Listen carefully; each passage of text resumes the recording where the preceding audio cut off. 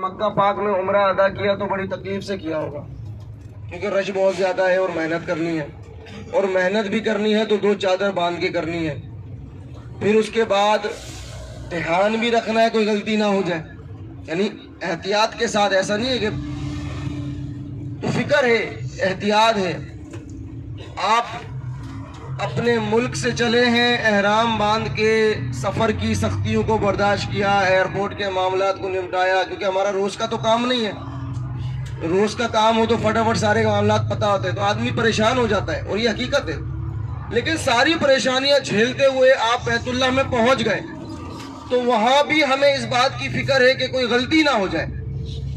فکر کے ساتھ، احتیاط کے ساتھ ہم عمرے کے ارکان ادا کر رہے ہیں، طواف کر رہے ہیں، صفا مروہ کر رہے ہیں، نمازیں پڑھ رہے ہیں، پھر بال اتروا لیے، پھر غسل کر لیا، عمرہ ادا ہو گیا۔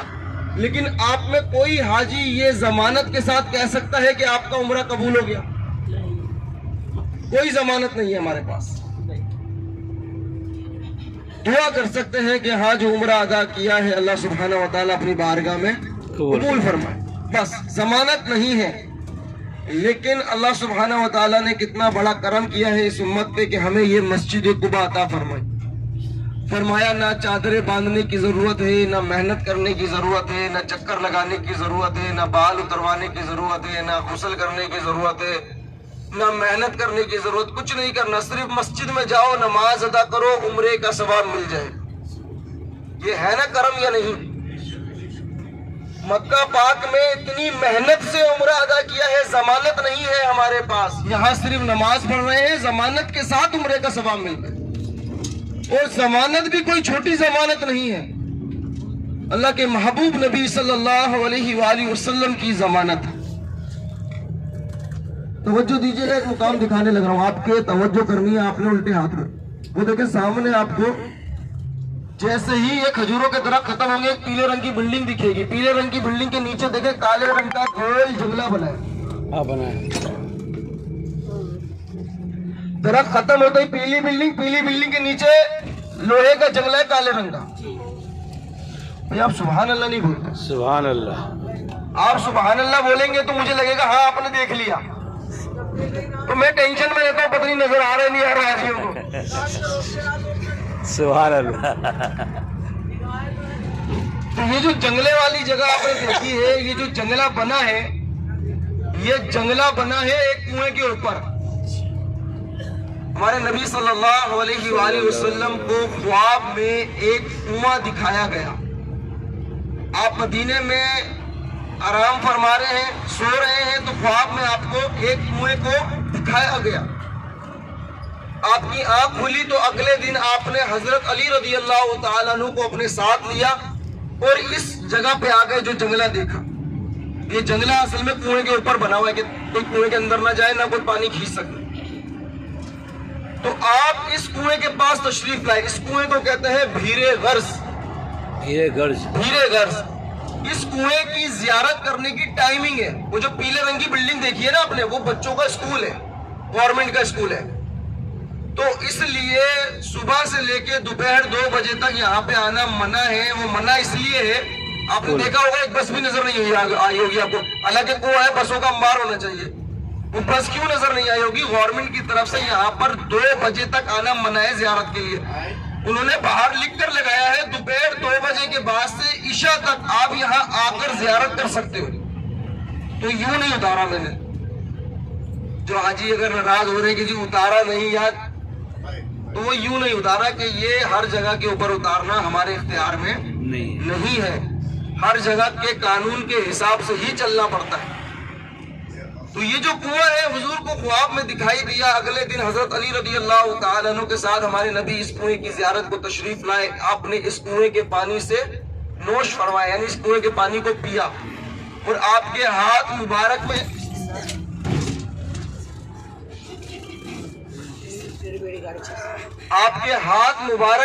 شہد ہے،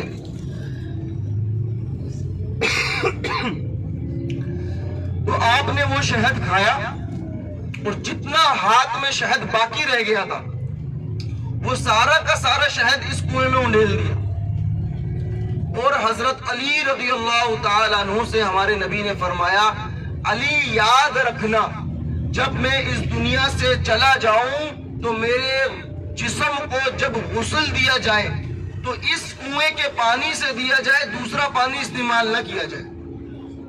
یعنی ابھی ہمیں پتہ چل گیا کہ یہ جو جنگلے والی جگہ دیکھی ہے یہ کنواں ہے، اور اس کنویں کے پانی سے ہمارے نبی کے جسم مبارک کو غسل دیا گیا ہے جب آپ اس دنیا سے تشریف لے گئے۔ کتنا بڑا مقام ہوا یہ کہ ایک تو خواب میں ہمارے نبی کو دکھایا گیا۔ اللہ کے محبوب علیہ السلام فرماتے ہیں علی یہ کنواں جنتی کنواں ہے۔ اب ایک جنتی کنواں مدینے میں موجود ہے، لیکن زیارت کرنے کی ٹائمنگ کیا ہے؟ دوپہر 2 بجے کے بعد۔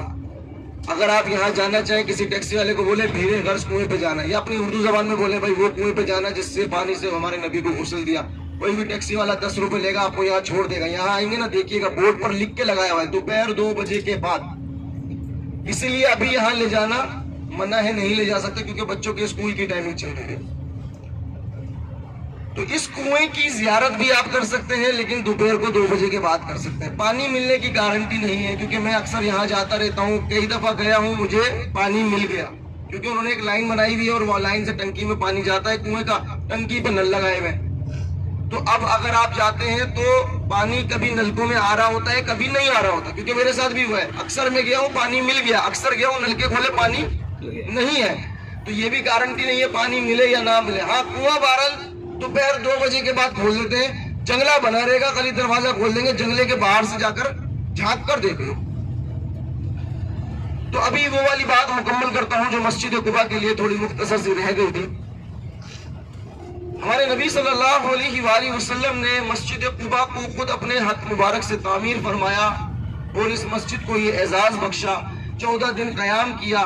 آپ جب اس مسجد والے مقام سے دوبارہ ہجرت فرماتے ہیں اور کہاں پہنچتے ہیں؟ مدینہ منورہ، یعنی مسجد نبوی شریف لگا لیجئے، شہر مدینہ منورہ یہ مسجد نبوی شریف سمجھ لیجئے۔ تو مدینے والے آپ کے استقبال میں ہیں، جب آپ کو آتا ہوا دیکھا تو پھر حضور کے استقبال میں نعرے لگائے، مرحبا مرحبا یا سیدی یا مکی مدنی مرحبا، اور آپ کے استقبال میں ترانے پڑھے، طالع البدر علینا من ثنیات وداع وجب شکر علینا ما دا للہ ہدائی۔ مدینے کی جو بچیاں تھی نا وہ کہتی تھی آسمان کا چاند زمین پہ اتر آیا ہے، ہم کیوں نہ خدا کا شکر ادا کریں۔ مدینے والوں نے حضور کا استقبال کیا، مدینے والے حضور کے قدموں میں لپٹ گئے، کوئی کہتا حضور میرے مہمان بنو، کوئی کہتا حضور میرے مہمان بنو، کوئی کہتا حضور میرے مہمان بنو۔ اب ایک ہی وقت میں سب کے مہمان کیسے بنے؟ حضور نے کیا کیا؟ اپنی اونٹنی کو آزاد چھوڑ دیا، فرمایا یہ اللہ کے حکم سے چلے گی، اللہ کے حکم سے بیٹھے گی، جہاں بیٹھے گی وہیں آرام کروں گا۔ وہ اونٹنی مدینے کی گلیوں میں چلتے چلتے ایک صحابی کے گھر پہ جا کر بیٹھ گئی۔ جن کے گھر پہ جا کر بیٹھی ان صحابی کا نام ابو ایوب انصاری رضی اللہ تعالیٰ عنہ۔ ابو ایوب انصاری رضی اللہ تعالیٰ عنہ کی تو قسمت کھل گئی، مدینے آنے کے بعد سب سے پہلے ہمارے نبی ان کے مہمان بن گئے۔ یہ تو دوڑے دوڑے حضور کی بارگاہ میں حاضر ہو، یا رسول اللہ میرا مقدر چمک گیا، اللہ نے مجھے چنا ہے آپ کی خدمت کے لیے، آپ میرے مہمان بنیں گے۔ پھر آپ ان کے مہمان بن گئے۔ اس کے بعد مسجد نبوی شریف کو تعمیر کیا اور حضور کا حجرہ مبارک مسجد نبوی شریف میں بنایا گیا۔ تو اسلام کی سب سے پہلی مسجد تو مسجد قباء ہے، اس کے بعد جو مسجد تعمیر ہوئی ہے وہ مسجد نبوی شریف ہے۔ ابھی میں آپ کو لے کے آیا ہوں ایک اور مقام پر جہاں بھی ہم نے نماز ادا کرنی ہے، مسجد قبلتین، یعنی 2 قبلوں والی مسجد۔ اسے 2 قبلوں والی مسجد کیوں کہتے ہیں؟ کیونکہ اس مقام پر ہمارے نبی صلی اللہ علیہ وآلہ وسلم نے 2 قبلوں کے ساتھ اپنی نماز کو مکمل فرمایا۔ تو 2 قبلوں کے ساتھ نماز مکمل فرمانے سے کیا مراد ہے؟ ہمارا پہلا قبلہ کون سا ہے جی؟ مسجد اقصی، بیت المقدس، مسجد اقصی قبلہ اول۔ مسلمانوں نے 17 مہینے 3 دن کم و بیش مسجد اقصی کی طرف رخ کر کے نمازیں پڑھی۔ ہمارے نبی صلی اللہ علیہ وآلہ وسلم اس جگہ تشریف لائے جہاں آج مسجد قبلتین بنی ہے۔ یہاں ایک قبیلہ آباد تھا، قبیلہ بنو سلمہ۔ حضور یہاں تشریف لائے، کسی وجہ سے تاخیر ہو گئی اور ظہر کی نماز کا وقت آ گیا۔ جب نماز کا وقت ہوا تو ہمارے نبی نے اسی جگہ پر نماز کو ادا کرنے کا ارادہ فرمایا۔ آپ کے ساتھ 10 صحابہ موجود ہیں، آپ کے پیچھے کھڑے ہو کر نماز پڑھ رہے ہیں اور حضور ہمارے امامت فرما رہے ہیں۔ ابھی 2 رکعت نماز آپ نے ادا کر لی بیت المقدس کی طرف رخ کر کے، پہلے مسجد نہیں تھی، خالی زمین تھی، مسجد بعد میں بنائی گئی. 2 رکعت ادا کر چکے، تیسری رکعت میں کھڑے ہیں. ہمارے نبی کے دل میں خیال گزرا اگر مسلمانوں کا قبلہ کعبہ بنا دیا جائے، اگر تحویل قبلہ کا حکم آ جائے تو مسلمانوں کے حق میں ہے. جیسے ہی دل میں خیال گزرا آپ کا چہرہ بار بار آسمان کی طرف اٹھنے لگا تو اللہ سبحانہ و تعالیٰ نے اسی نماز کی حالت میں آپ پر سورہ بقرہ کی آیتیں نازل فرمائی. آیت نمبر 142. اللہ سبحانہ و تعالیٰ فرماتا ہے قد نرى تقلب وجهك في السماء فلنولينك قبلة ترضاها فول وجهك شطر المسجد الحرام. اللہ سبحانہ و تعالیٰ فرماتا ہے اے میرے محبوب نبی، ہم دیکھ رہے ہیں آپ کے چہرے کو بار بار آسمانوں کی طرف اٹھانا، ہم پھیر دیں گے رخ تمہارا اس قبلے کی طرف جہاں آپ کی خوشی ہے، جہاں آپ کی مرضی ہے، اور پھیر دیجئے اپنے چہرے کو مسجد الحرام کی طرف، یعنی کعبے کی طرف. اب اللہ سبحانہ و تعالیٰ کا حکم آ گیا تو تاخیر نہیں کر سکتے. جب اللہ سبحانہ و تعالیٰ کا حکم آیا، ہمارے نبی نے تیسری رکعت سے اپنے چہرے کو مسجد الاقصی سے ہٹا دیا اور کہاں کر لیا؟ کعبے کی طرف. اور باقی کی جو 2 رکعت رہ گئی تھی وہ کس طرف رخ کر کے ادا کری؟ کعبے کی طرف. تو اس طرح 2 رکعت ہمارے نبی نے مسجد اقصی کی طرف رخ کر کے پڑھی اور 2 رکعت کعبے کی طرف رخ کر کے پڑھی.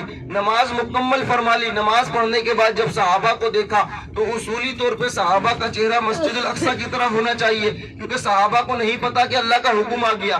صحابہ نے نہ فرشتے کو اترتا دیکھا نہ اللہ کے کلام کو سنا، کیونکہ صحابہ نہ فرشتوں کو دیکھ سکتے ہیں، نہ ان کے کلام کو، نہ وحی کو سن سکتے ہیں. صحابہ کو تو پتہ ہی نہیں ہے ابھی کہ اللہ کا حکم آ گیا ہے کہ مسلمانوں کا قبلہ کعبہ بن گیا ہے. خلاص آگے